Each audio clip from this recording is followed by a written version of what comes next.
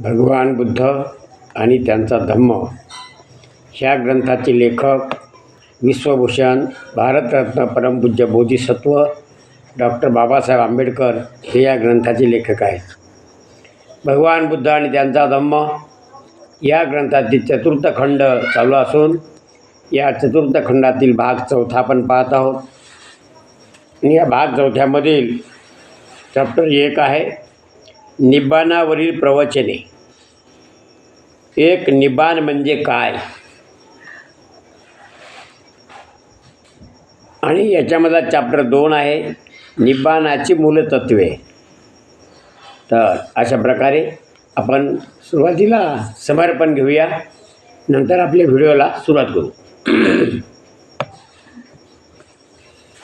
सुखो बुद्धानुमुपादो सुखासधम्म देशना सुखा संगस्य सामगे समागान तपो सुखो. सुखद बुद्धाचा जन्म, सुखकर सद्धम्म उपदेश, सुखकर संघ एकता, सुखद समूह तपस्या.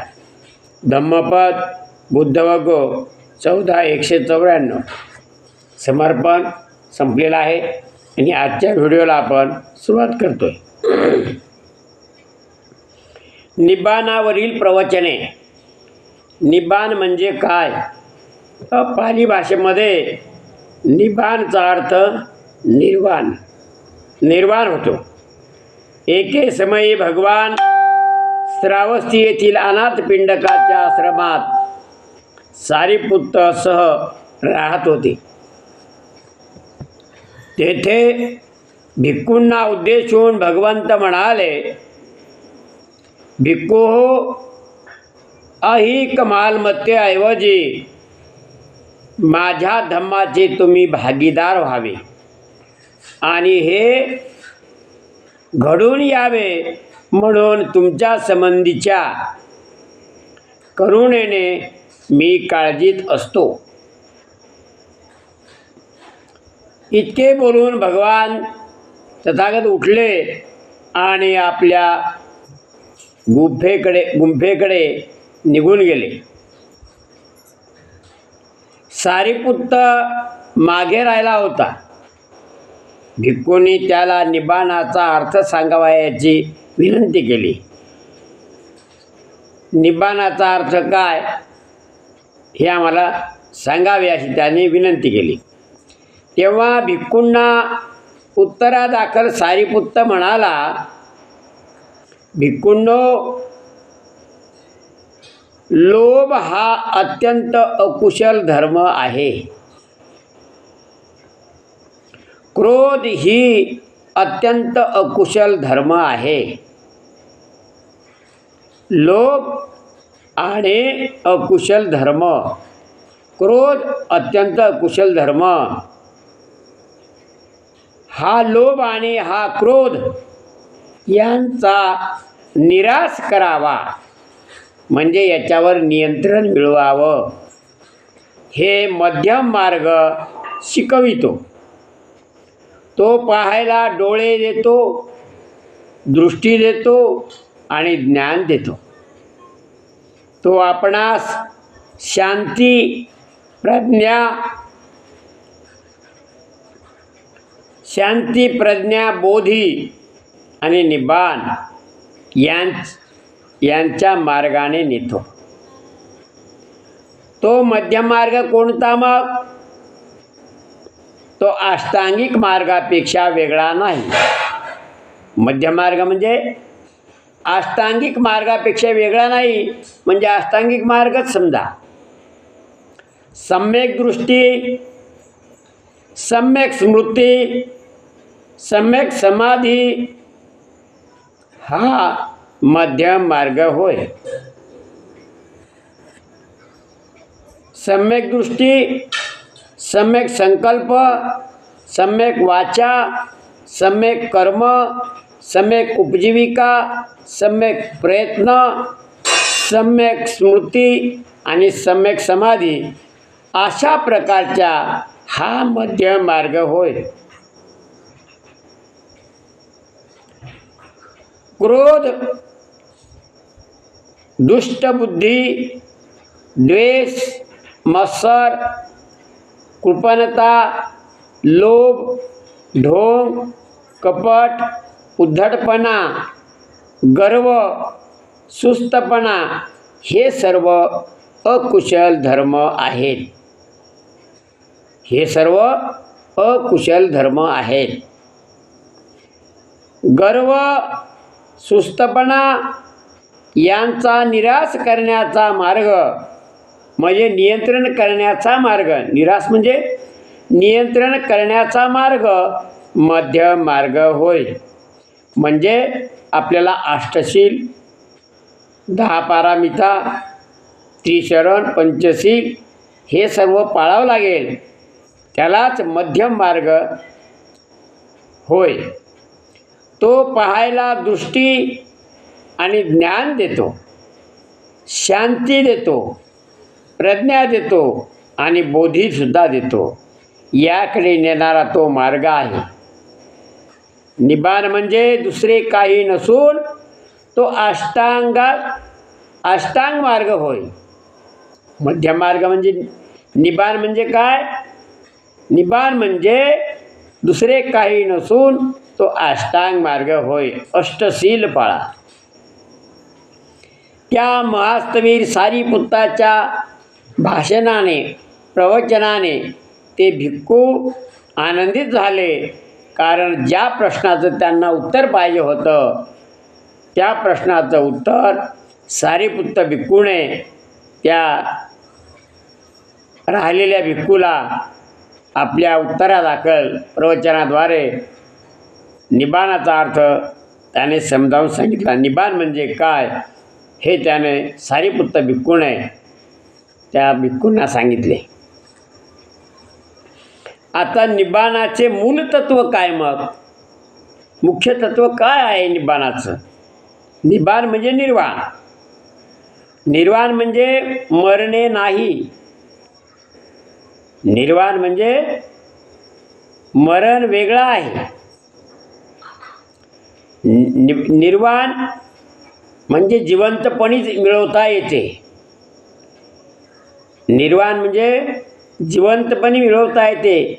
म्हणजे चांगल्या मार्गाला लागलेला माणूस तो निर्वाण पदाला पोचला म्हणजे पूर्ण ज्ञानी झाला, त्याला म्हणतात निर्वाण पदाला पोचला.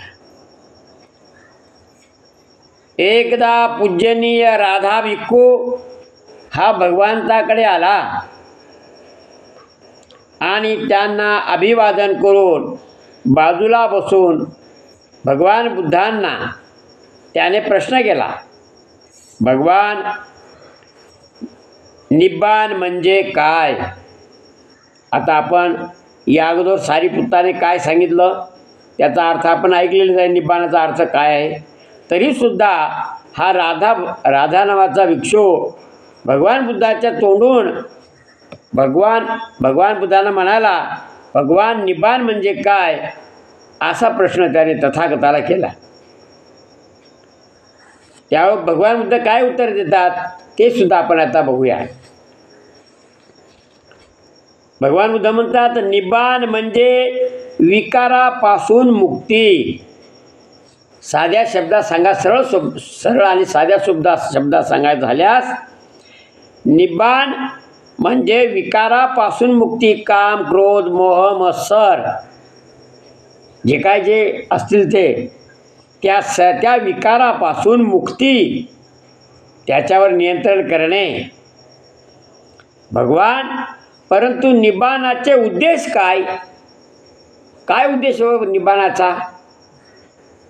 दुसरा प्रश्न केला त्याने तसा. भगवान बुद्ध म्हणतात, निब्बाण स्थितीत राहून पुण्यशील जीवन जगता येते. उद्देश काय आहे?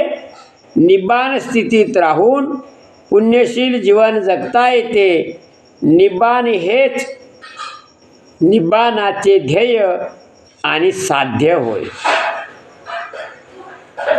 निब्बाणाचे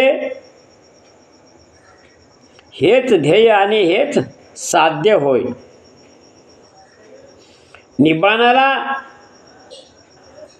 तुम्ही साधक निबाणच्या मार्गाला केल्याशिवाय, निबाण मार्ग स्वीकारल्याशिवाय तुम्ही त्या निर्वाण पदाला पोहोचू शकत नाही. एकदा भगवंत श्रावस्ती येथील अनाथपिंडकाच्या जेतवनात वस्ती करीत होते. त्यावेळी भिक्खूंना बोलावून ते म्हणाले, भिक्खू हो. काय म्हणाले भगवान बुद्ध? नीच लोकांकडे नेणारी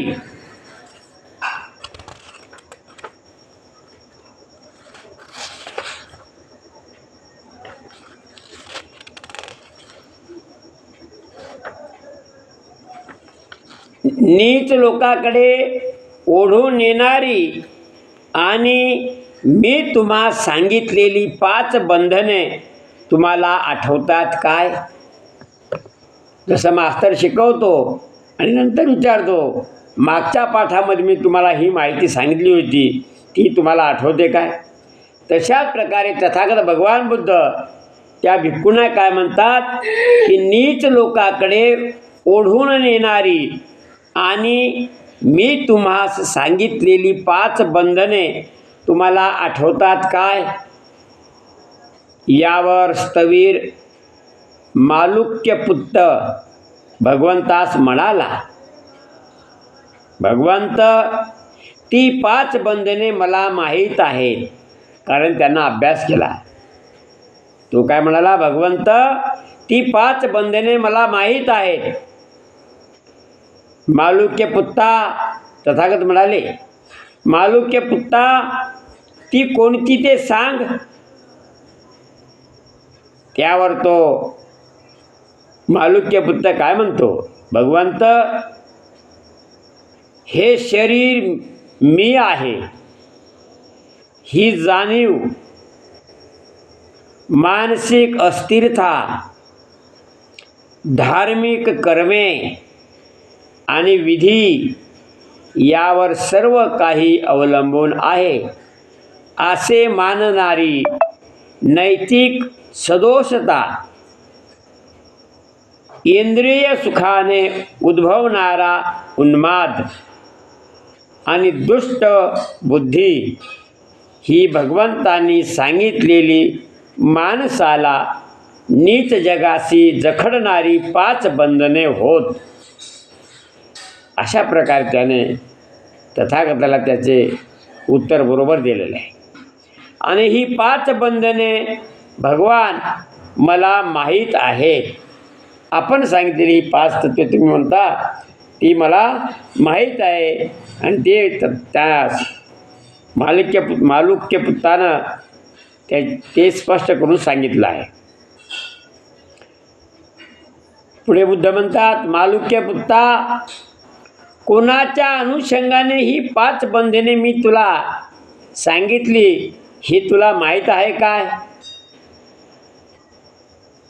दुसरा प्रश्न केला बुद्धानं. कोणाच्या अनुषंगाने ही 5 बंधने मी सांगितली हे तुला माहीत आहे काय? आठवतात काय?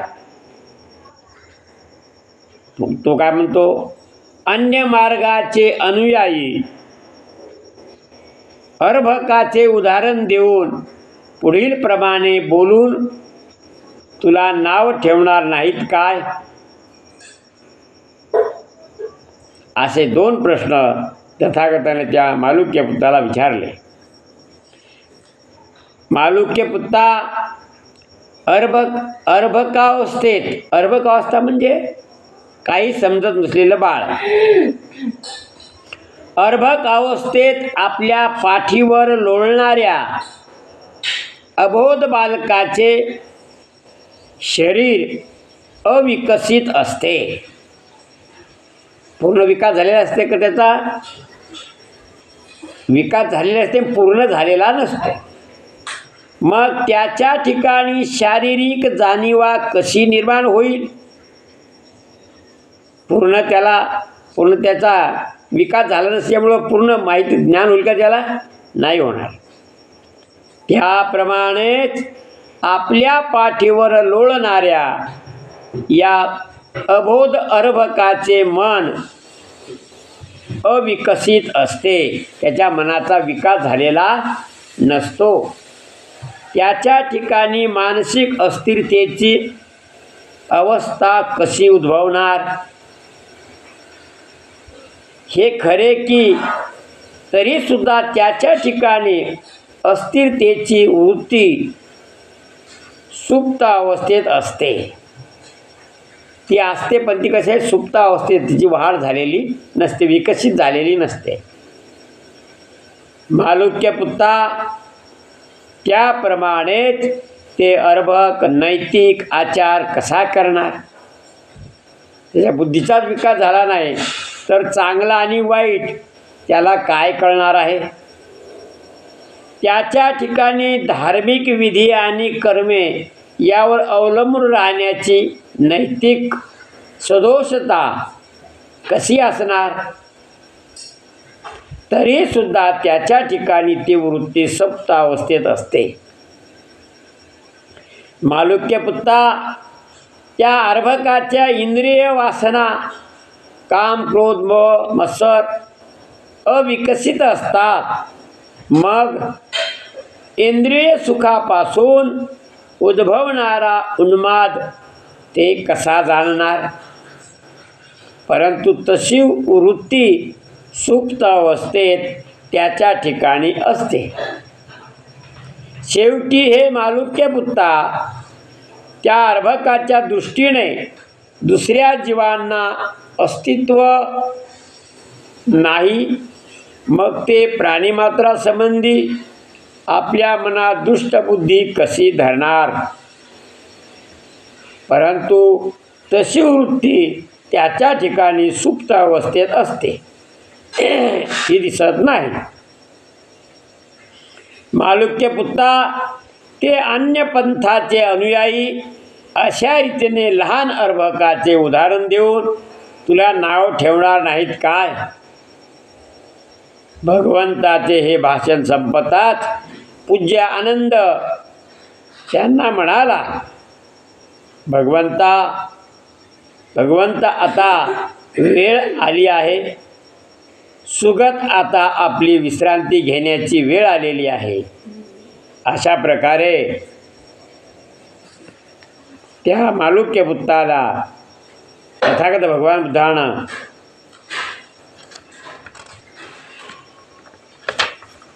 निब्बाणाचे मूलतत्व काय आहे ते स्पष्ट करून सांगितलेले आहेत. तर आजचा व्हिडिओ आपण इथे थांबूया.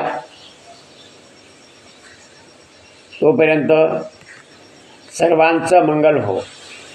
तेरा मंगल मेरा मंगल सबका मंगल होई रे.